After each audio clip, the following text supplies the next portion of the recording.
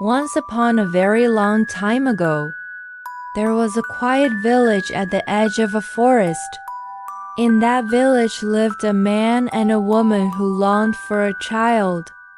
They had everything they needed: a warm little home, a tidy garden, and kind neighbors.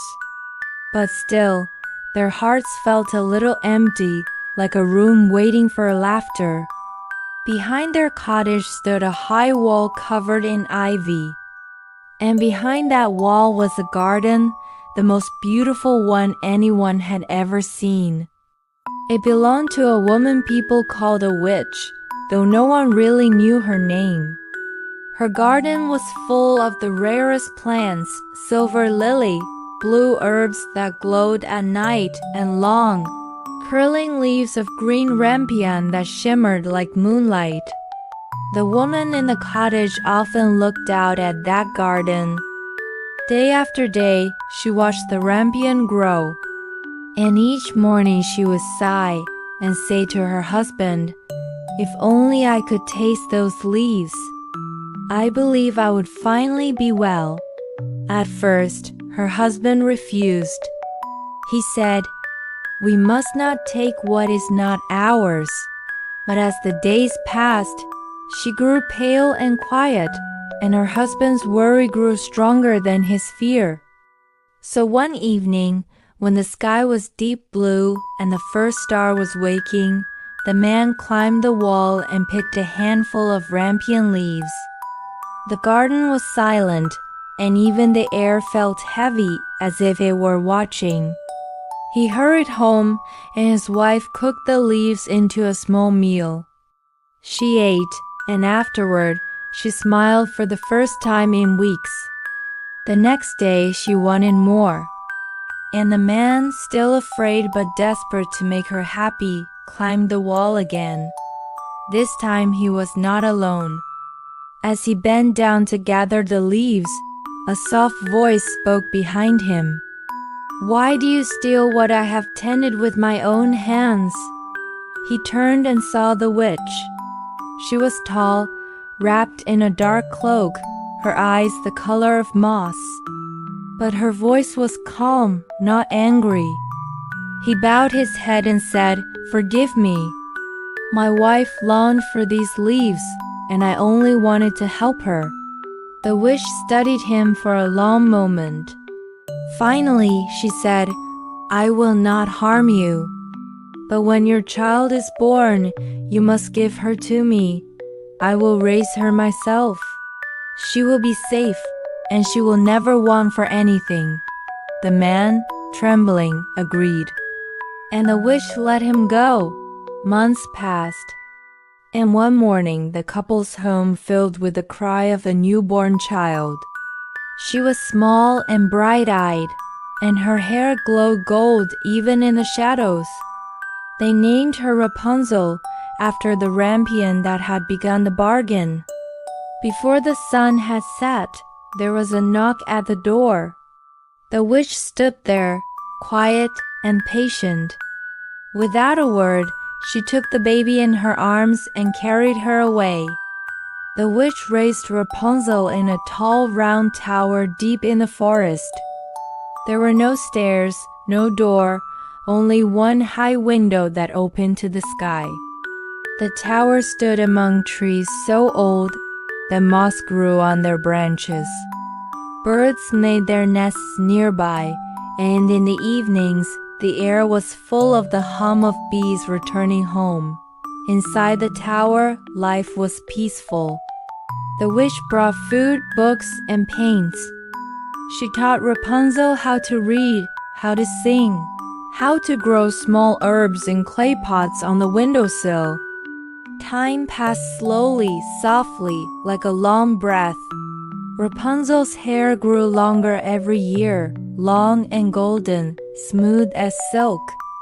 When it reached the floor, the witch began to climb with it, calling up from below, "Rapunzel, Rapunzel, let down your hair." And Rapunzel would twist her braid around the window hook and lower it down, laughing at the tickle on her scalp as the witch climbed carefully up. To Rapunzel, this was simply life. The seasons changed outside her window. Snow in winter, blossom in spring, rain that glittered in the air like glass. She watched and she dreamed. Sometimes she sang. Her voice was light and clear, and it drifted out into the forest, where it wrapped itself around the trees and rode the wind to faraway hills. One day, a young prince was riding through that very forest. He wasn't hunting or searching for treasure. He simply liked the peace of the trees and the way sunlight slipped through their leaves. As he rode, he heard something faint, a voice, high and sweet, like water running over stones. He stopped his horse and listened. The song came from far away, from somewhere above the trees. He followed it, and soon he saw the tower rising through the branches. He waited at the base of the tower and listened until the song ended. Then he looked up and called softly, "Who sings so beautifully?" There was no answer, only the sound of wings as a bird took flight. The prince returned many times, always listening from below. Then one day, as he waited, he saw something unexpected. A woman, the witch, walked through the forest, stood at the base of the tower, and called, "Rapunzel, Rapunzel, let down your hair." A long golden braid slid down the side of the tower. The witch took hold of it and climbed gracefully up until she disappeared through the window. The prince watched and thought quietly. When the witch left again, he waited until the sun had set, and then stood in the same place and called, "Rapunzel, Rapunzel, let down your hair." The braid fell again. He caught it gently and began to climb. When Rapunzel saw him, she gasped. She had never seen another human face except the witch's. But the prince's eyes were kind. He bowed and said softly, "Do not be afraid. I heard you singing and I could not stay away." Rapunzel was shy at first, but soon they began to talk. The prince told her about the world beyond the forest, about markets and mountains, and oceans that moved like breathing. Rapunzel told him about the tower's quiet life, about the stars that kept her company at night. He came again and again. Each time, he brought stories, and sometimes a ribbon or a book. And each time, he left as carefully as he had come. At last they made a plan. Rapunzel said, "If I can make a ladder of silk threads, one day I will climb down and leave with you." The prince agreed and promised to return. But one evening, the witch noticed something strange. Rapunzel, brushing her hair, said dreamily, "My braid is heavy today." The prince says the same thing. The witch froze. "The prince?" She repeated quietly. And in that still moment, everything changed. The witch's face turned pale as ash. "You have betrayed me," she whispered. Rapunzel tried to speak, but the witch raised a trembling hand. She cut off Rapunzel's long hair with one sweep of her knife. The golden braid fell to the floor. The witch's eyes were not angry now, only sad. She said nothing more. That night, she sent Rapunzel away to a distant desert far from the forest, where there was nothing but wind and sand and sky. Then the witch took the golden braid and fastened it to the window hook. When the prince returned and called, "Rapunzel, Rapunzel, let down your hair," the braid fell as always. He climbed, smiling, but when he reached the top, he found the witch waiting.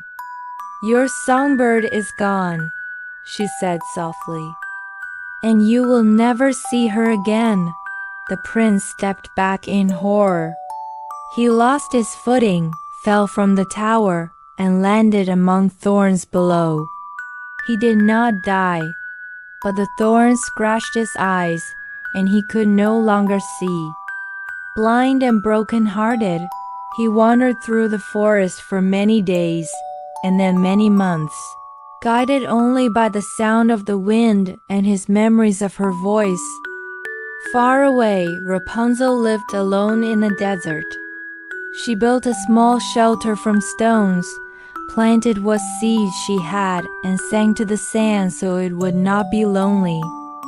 She had twins, a boy and a girl, and she loved them with quiet strength. Her voice was soft now, but still full of hope. One evening, while she sang her old song, a sound stirred her heart.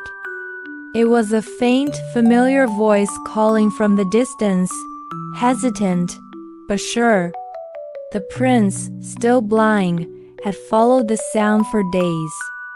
He had wandered through the wilderness, drawn by a voice he could never forget. When he reached her, he fell to his knees. "Rapunzel," he said, and she ran to him. As she held him close, her tears fell onto his eyes. And slowly, like dawn after a long night, his sight returned. He looked into her face and smiled. And she smiled back, knowing that nothing, no tower, no distance could keep them apart again. Together they returned to the kingdom. The witch was never seen again, though some say she returned to her garden and tended her herbs in peace until the end of her days. Rapunzel and the prince lived quietly. They did not build castles or chase adventure. They planted gardens and raised their children in sunlight.